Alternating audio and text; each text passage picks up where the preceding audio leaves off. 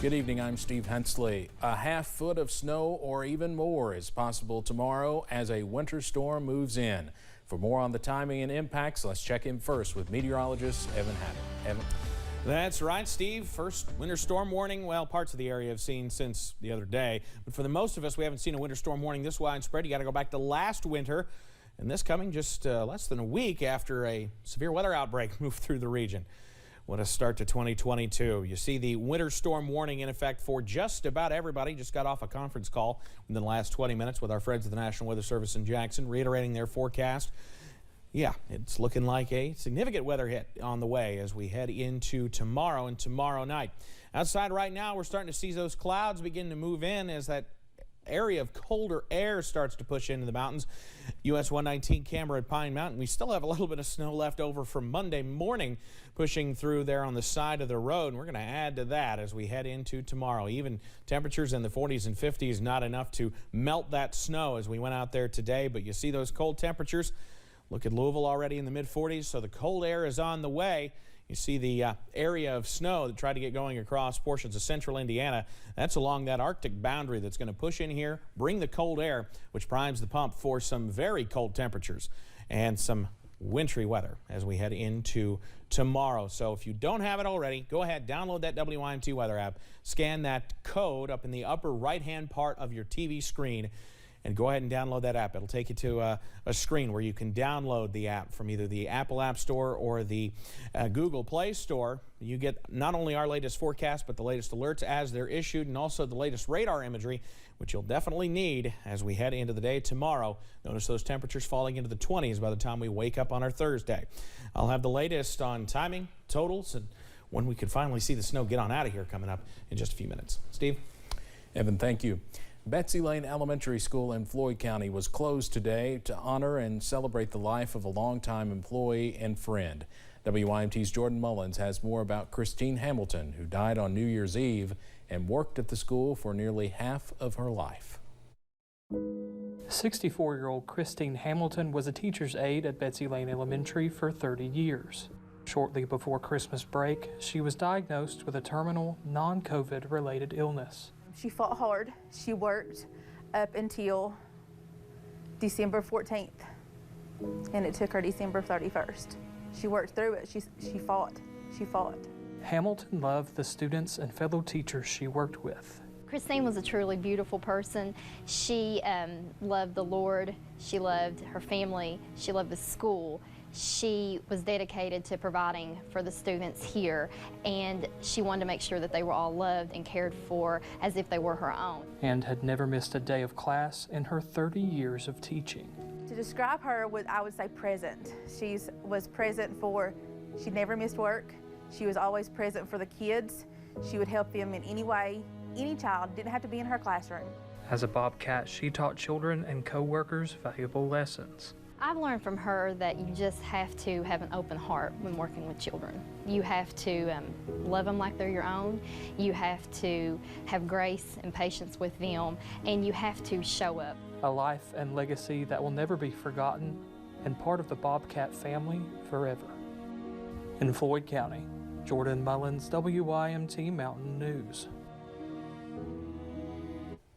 Bentley says family and friends of Hamilton are still shocked by the sudden nature of her death, but she will be in the hearts and minds of those who knew her forever.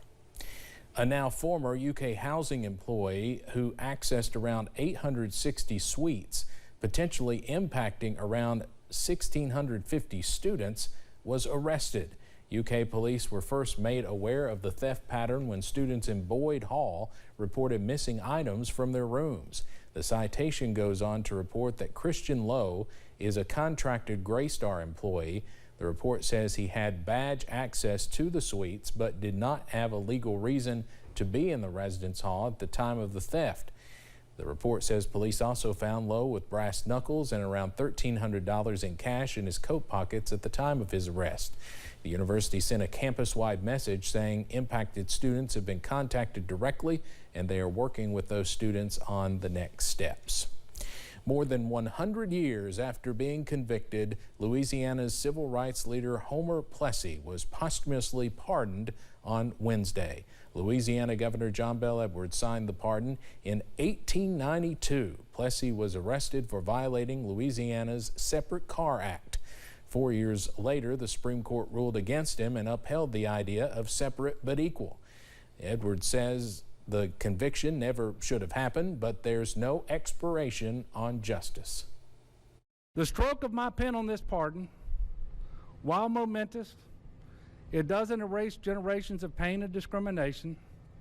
It doesn't eradicate all the wrongs wrought by the Plessy court or fix all of our present challenges. We can all acknowledge we have a long ways to go. But this pardon is a step in the right direction. Some of Plessy's descendants attended the pardoning ceremony. The wheels of justice may move slowly, but the U.S. Attorney General says finding and prosecuting the people who carried out last year's January 6th attack is at the top of the Department of Justice's list. CBS's Skylar Henry has more from Capitol Hill on the eve of the one-year anniversary. Attorney General Merrick Garland says the government will find and prosecute anyone involved in last year's attack on the U.S. Capitol. Those involved must be held accountable, and there is no higher priority for us at the Department of Justice. To date, the FBI has arrested more than 700 people, and they're still looking for 350 others who they call violent criminals. Those who assaulted officers or damaged the Capitol face greater charges. Those who conspired with others to obstruct the vote count also face greater charges. The divisions that led to the January 6th attack on the U.S. Capitol continue to persist today, with many Americans still believing that the 2020 presidential election was stolen. Those claims, which have corroded people's faith in the legitimacy of our elections, have been repeatedly refuted by the law enforcement and intelligence agencies of both the last administration and this one. A CBS News poll shows 66% of Republicans believe there was widespread fraud in the 2020 election. You know, I was concerned about voter integrity.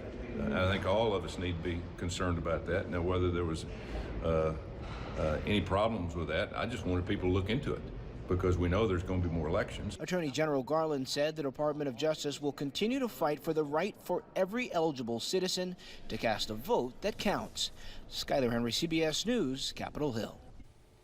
Former President Trump had planned to mark the one-year anniversary tomorrow with a news conference at Mar-a-Lago, but he has since canceled it. Instead, congressional members Matt Gaetz and Marjorie Taylor Greene, both big Trump supporters, will speak on Capitol Hill tomorrow. President Biden will deliver his own speech refuting claims of election fraud and pinning the blame for the attack on President Trump. We understand his speech will come in the morning around 9 a.m. and CBS News plans live coverage. A 75-year-old Hawaii man is dead after falling into a volcano. Rangers say he fell Sunday from a closed area in Hawaii Volcanoes National Park on the state's Big Island. The unidentified man's body was located about 100 feet below the crater rim near a viewing area at Kilauea Volcano. The Geological Survey considers Mount Kilauea the most dangerous volcano in the country.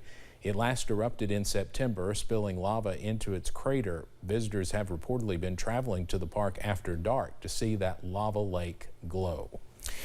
A tragedy in Philadelphia after an apartment fire killed at least 12 people this morning, including 9 children. Fire officials say they do not yet know what caused the fire.